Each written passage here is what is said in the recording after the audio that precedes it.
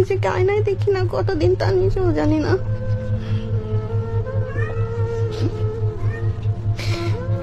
এখন যদি সবাই যদি আমাকে একটু সাহায্য সহযোগিতা করে, আল্লাহ চাইলে আমি সুস্থ হইতে পারবো, আগের জীবনে ফিরতে পারবো।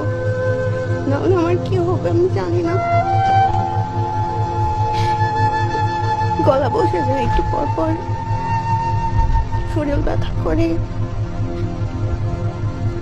কোনো কিছু ভালো লাগে না, আমার অস্থির লাগে শরীরের মধ্যে। আমি মানে এই রোগটা আসলে যার হয় একমাত্র সে জানে সে কি কেমন সাফার করে।